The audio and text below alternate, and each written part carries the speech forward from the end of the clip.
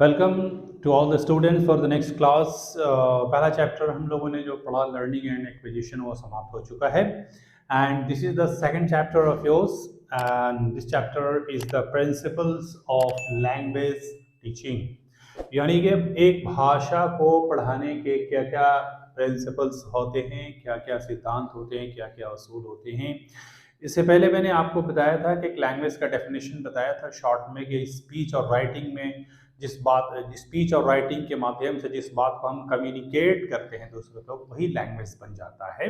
उसी बात को आइए बढ़िया से और अच्छी तरह से एक्सप्लेन करते डिफाइन करते हैं कि लैंग्वेज है क्या, भाषा होती क्या है। भाषा हमारी जीवन के, हमारी व्यक्तित्व को, हमारी पर्सनालिटी को या हमारी शख्सियत को संवारने में, व्यक्तित्व को संवारने में बहुत इंपॉर्टेंट रोल प्ले करता है। अगर एक आदमी अच्छा स्पीकर है, अच्छी भाषा बोलता है, तो it is not that others will appraise and appreciate him. Himself or she herself will appreciate for his good speech, and he or she herself या himself will feel that she speaks very good. सो भाषा या language जो होता है हमारे जीवन में ही नहीं बल्कि हमारे व्यक्तित्व, हमारी शख्सियत पर भी बहुत बड़ा प्रभाव डालता है, बहुत बड़ा असर डालता है। इसलिए ज़रूरी है कि हम भाषा की तरफ ज़्यादा ध्यान दें। जब भाषा हमारे पास आ जाएगी, हम सीख जाएंगे, तो हमारी पर्सनालिटी जब डेवलप्ड हो जाएगी तो हम किसी भी चीज़ को सीखने की तरफ जाएंगे तो कॉन्फिडेंटली उस चीज़ को हम टच करेंगे। अगर मान लीजिए हम इंग्लिश को कंट्रोल कर लिए, अपने अंदर इंग्लिश पे जानकारी हासिल कर लिए, तो whatsoever the book will be there available for the enhancement of the knowledge. हम इंग्लिश में अगर है तो उस किताब को हाथ लगाने में डरेंगे नहीं, क्योंकि जब भाषा ही हम नहीं जानते हैं, लैंग्वेज ही नहीं जानेंगे, तो बड़ा प्रॉब्लम हो जाता है।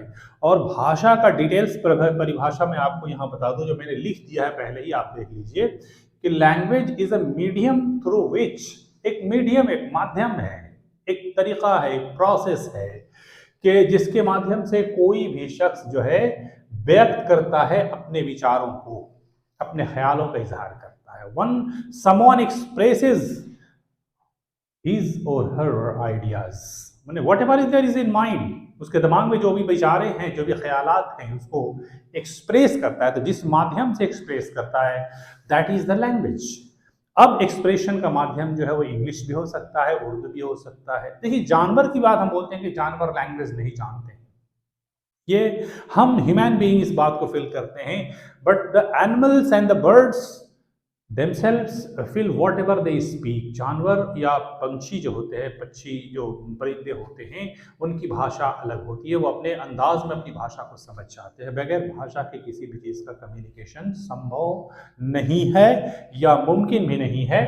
तो विचारों को व्यक्त करने का, थॉट यानी सोच को व्यक्त करने का, और अपने भावनाओं को, फीलिंग्स को, एहसासात को बयान करने का नाम जो है वो लैंग्वेज है।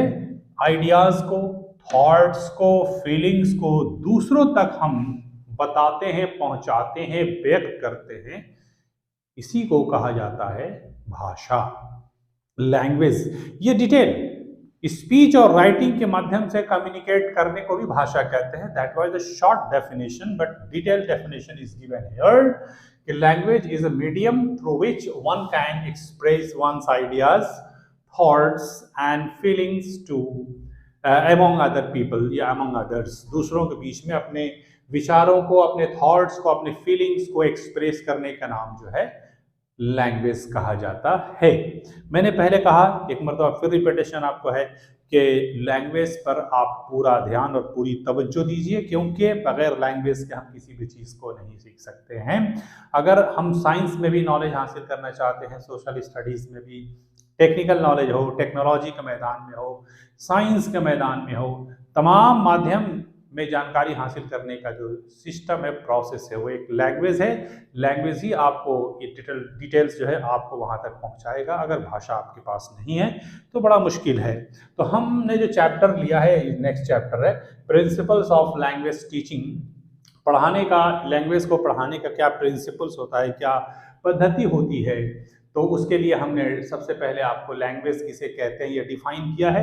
और इसके अलावा, इस डेफिनेशन के अलावा मैं आपको बता दूं कि लैंग्वेज के संबंध में, लैंग्वेज के ताल्लुक से कुछ बातें जो हमारे सामने आई, मैंने बेहतर समझा कि आपको भी वो लिख दूं और आप तक वो बात पहुंचा दूं, इसलिए मैंने इसका हेडिंग दिया समथिंग अबाउट लैंग्वेज। मैंने लैंग्वेज के बारे में कुछ और बातें सुन लीजिए।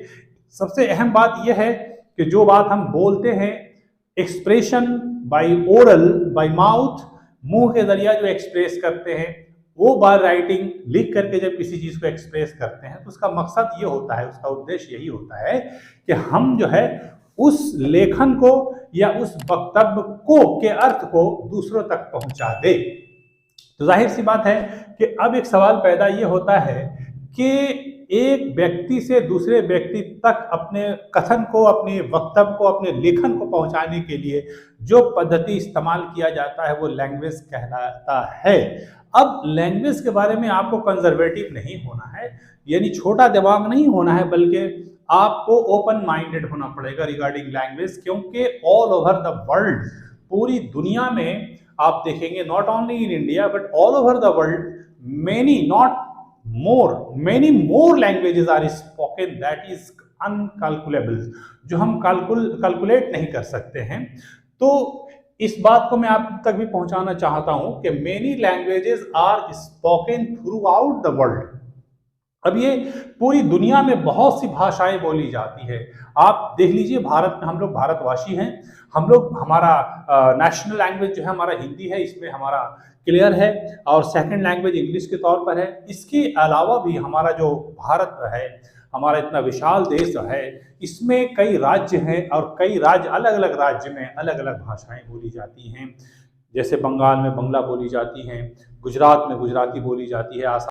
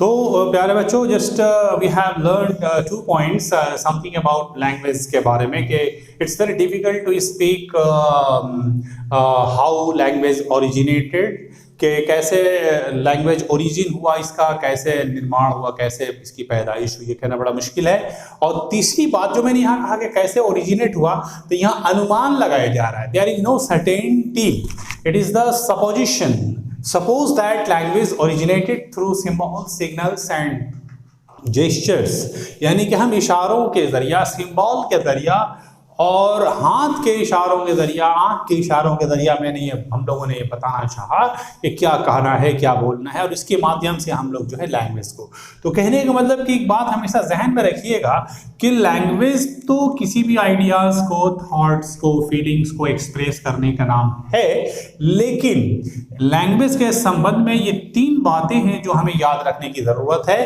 कि पूरी दुनिया में, पूरे विश्व में डिफरेंट लैंग्वेजेस बोले जाते हैं। और जब डिफरेंट लैंग्वेज, अगर एक लैंग्वेज अगर बोली जाती है, एक भाषा अगर बोली जाती, तो एक बात भी हो सकती थी, ये उसके जड़ तक हम पहुंच सकते थे कि कहाँ से यह भाषा निकली है।